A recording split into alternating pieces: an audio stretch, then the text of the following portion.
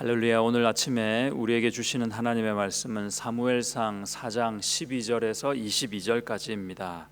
사무엘상 4장 12절에서 22절까지입니다.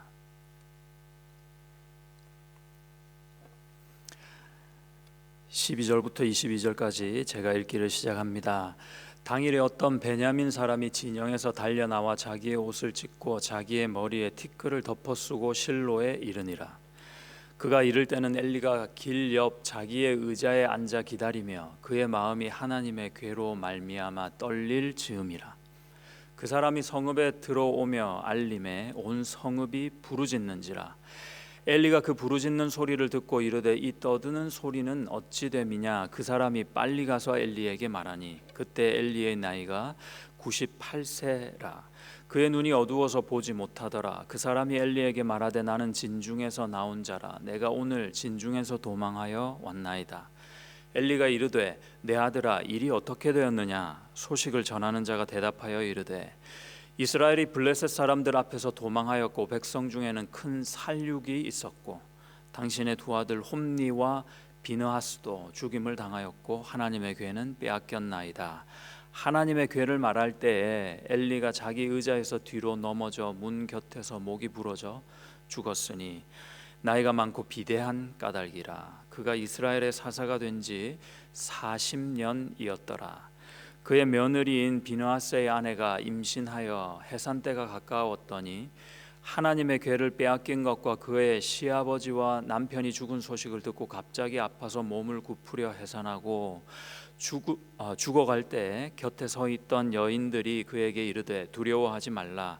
내가 아들을 낳았다 하되 그가 대답하지도 아니하며 관념하지도 아니하고 이르기를 영광이 이스라엘에서 떠났다 하고 아이 이름을 이가봇이라 하였으니 하나님의 괴가 빼앗겼고 그의 시아버지와 남편이 죽었기 때문이며 또 이르기를 하나님의 괴를 빼앗겼으므로 영광이 이스라엘에서 떠났다 하였더라. 아멘. 네, 오늘 본문을 보니까 두 인물의 그 마지막 순간이 좀 부각되어 보입니다. 제사장 엘리와 그 며느리인데요. 그 두 인물을 좀 반면교사 삼아서 우리가 하나님을 신앙하는 데 좀 배움이 되는 시간이 되기를 바랍니다. 먼저 엘리의 인상을 보면 전후반으로 나눌 수 있겠는데요. 제사장이 된 나이가 58세쯤 됐을 겁니다. 그게 아마 그 인생의 전반쯤 됐을 거고요. 그 이유가 그의 후반전 인생일 것입니다. 98세에 마무리가 되는데요. 전반전까지는 모르긴 해도 꽤 사람들에게 인정을 받고 하나님이 부르셔서 제사장 또는 사사로 세움 받았을 그런 인사였을 것입니다. 그런데 그의 후반전이 신통치 않았습니다. 자식들의 타락을 봐야 했고 그로 인해서 자식들이 먼저 죽는 것, 그 소식을 오늘 본문에서 보시다시피 들어야 했고요. 이방에게 하나님의 언약궤를 빼앗기며 그 자신 또한 비참한 죽음으로 인생이 마감되어지는 것을 볼 수 있습니다. 참 비참합니다. 무엇이 그의 문제였을까요? 엘리의 인생은 안전뱅이 인생이 아니었나 싶습니다. 참 재미있는 것이 재미있다고 표현하는 것은 좀 그렇습니다만은 성경이 콕 집어주는 듯한데요.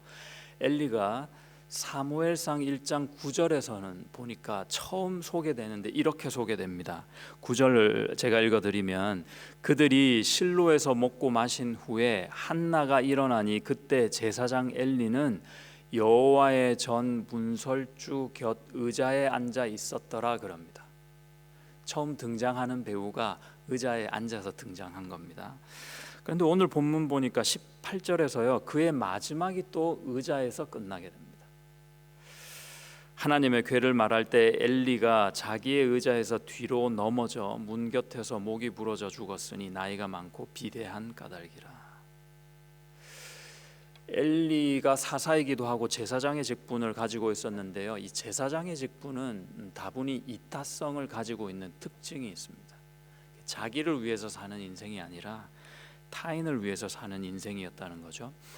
하나님의 백성을 섬기고 그들의 죄가 용서받기 위해서 하나님의 처소를 잘 가꾸고 그리고 제사를 관장하는 그런 일을 했다는 겁니다. 그런데 엘리는요, 의자에서 의자로 그 인생이 마무리되었다 성경이 소개한다는 거죠. 많은 것을 얘기하고 있습니다. 더 적나라하게 성경이 어떻게 표현하냐면 그가 죽을 때 그 마지막 모습을 표현하는데 여러 말이 있는 중에도 그의 몸이 비대했다, 너무 뚱뚱해서 죽었다라고 이렇게 표현하고 있습니다.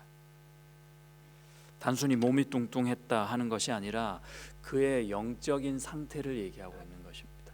제사장으로서 마땅히 하나님께 마음이나 지식을 열고 있었던 것이 아니라 그의 영적인 감수성은 이미 무뎌진 지 오래였다 하는 것입니다.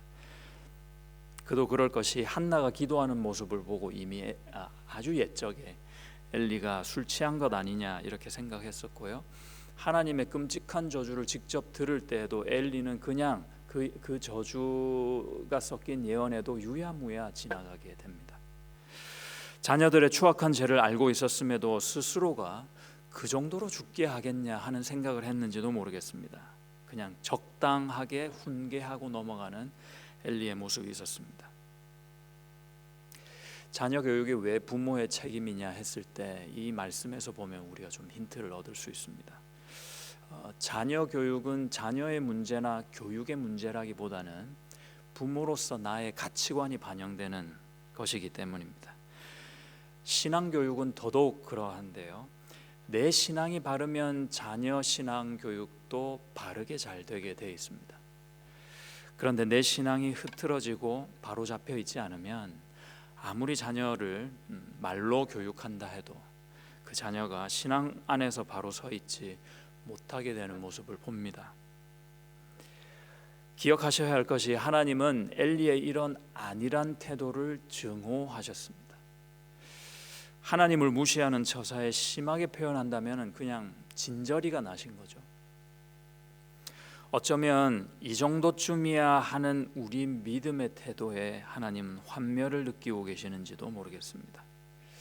하나님 없는 모든 열심을 메스꺼워하신다는 겁니다.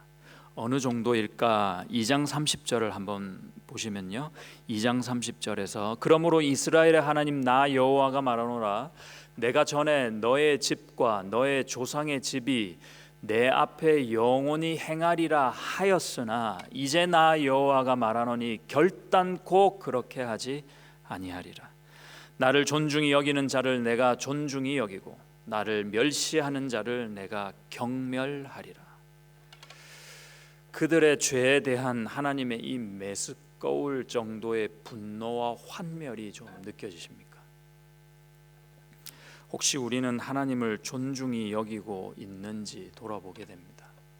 혹시 우리는 하나님을 알게 모르게 멸시하고 있지는 않은지 돌아봅니다.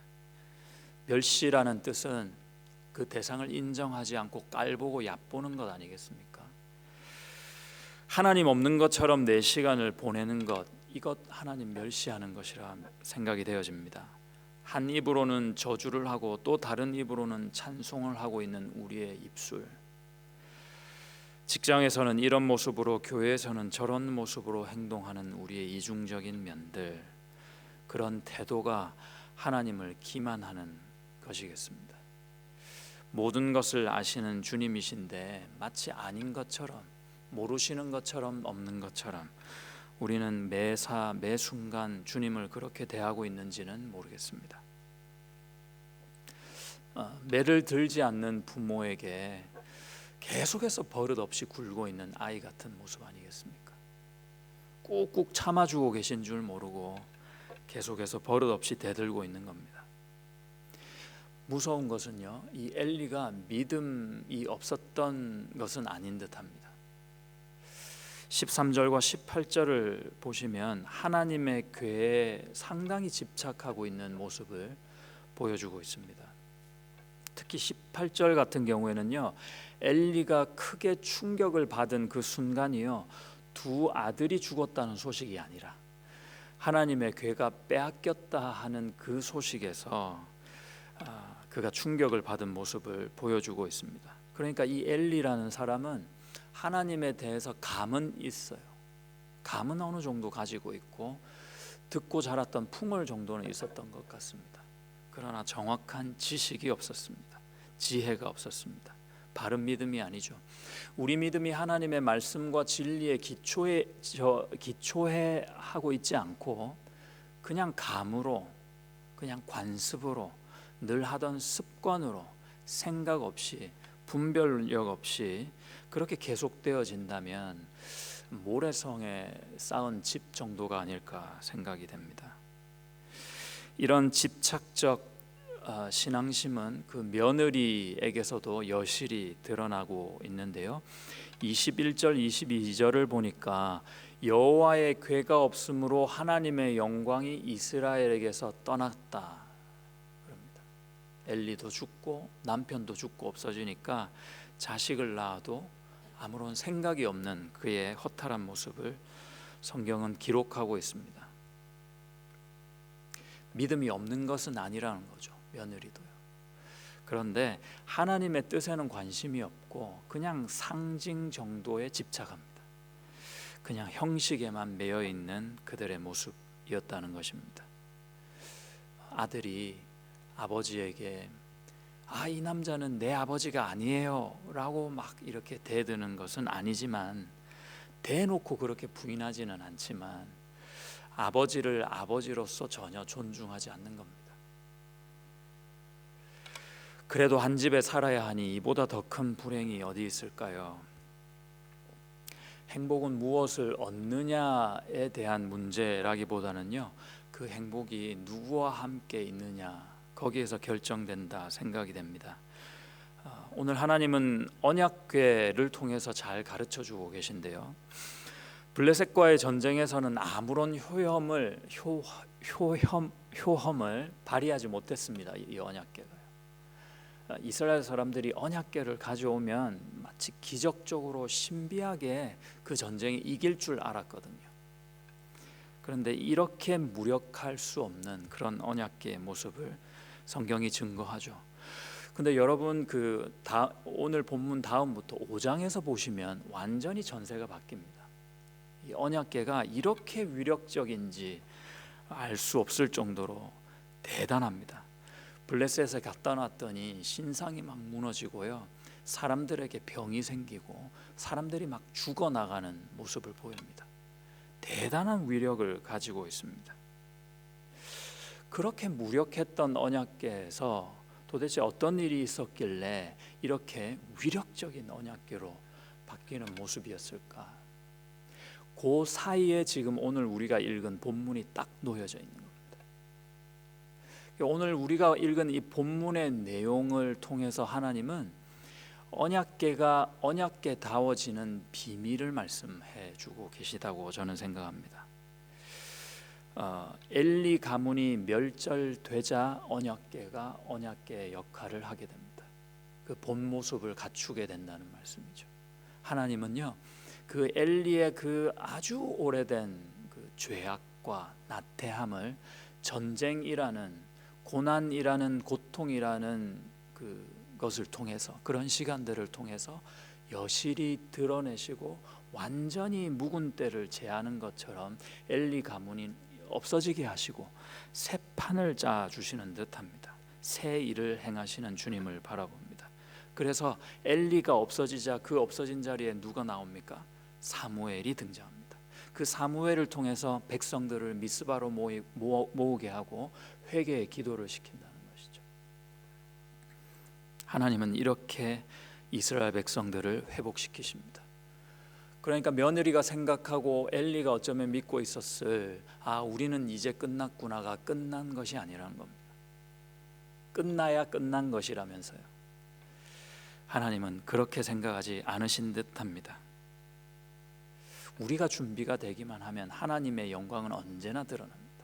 이 세대가 아무리 빨리 바뀌고 아무리 우리에 대항해서 진행되는 것 같아도 우리만 겸비해서 주님께 나아오면 하나님의 영광, 하나님의 사랑, 그 은혜는 우리 가운데 여실히, 아니 세상 가운데 명확하게 드러난다고 저는 확신합니다. 끝나기 전에는 끝난 것이 아니다. 그도 그럴 것이 사실 그 엘리의 가문이 멸절되는 것처럼 보이지만 사실 마지막 아들, 손자, 엘리의 손자가 태어났잖아요. 그렇죠. 그리고 다른 손주들도 생깁니다. 아히야라는 손주는 사울 왕 때 다시 제사장 직분을 갖게 됩니다. 또 엘리의 또 다른 손주 아히멜렉이라는 자가 또 다윗 왕 때 제사장이 되게 됩니다. 이 하나님의 은총은 계속되는 겁니다. 끝난 것이 아니었습니다. 인생의 전반전, 후반전 말씀을 드렸는데 우리가 어떻게 보면 나는 아직 인생의 전반을 살고 있다.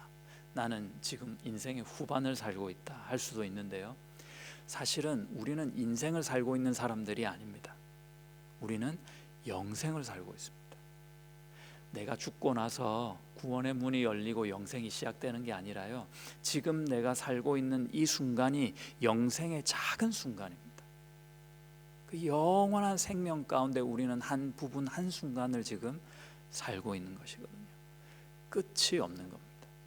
하나님의 은혜는 우리가 예수 안에 붙잡힌 바 된 그 순간부터, 아니 하나님이 그렇게 은혜로 인도하시고자 작정하신 그 태초의 그 순간부터 우리는 영생을 살기 시작했던 것입니다. 전반 후반 구별할 수가 없습니다. 그 영생이 어마어마하게 길거든요. 그 영생의 한 점도 우리는 살고 있지 않은 겁니다. 그럼 우리가 그 한 점도 안 되는 그 점 가운데서 또 순간인 고통의 순간, 어려움의 순간, 힘든 순간, 그런 순간들이 도대체 우리가 사는 이 실체인 영생에 비교할 때 도대체 무슨 의미가 있단 말입니까? 비록 아프고 힘들게 지나가는 것 같은 순간들이지만 그 영생을 생각해 볼 때 어쩌면 우리가 그 하나님의 나라 올라가면은 그것이 전만도 못한 순간이었구나 깨닫게 될 것입니다. 베드로전서 1장 8절 9절을 보시면 예수를 너희가 보지 못하였으나 사랑하는도다. 이제도 보지 못하나 믿고 말할 수 없는 영광스러운 즐거움으로 기뻐하니 믿음의 결국 곧 영혼의 구원을 받음이라. 여러분, 오늘 사는 여러분께서 인내가 필요하다면 인내하시기를 축복합니다. 얼마 안 남았습니다. 그렇게 꾸역꾸역 가고 또 가다 보면 그 구원의 땅에 내 발을 디딜 날이 분명히 올 것입니다. 오직 이 소망으로 승리하시는 여러분 되시기를 그 예수님의 이름으로 축복드립니다.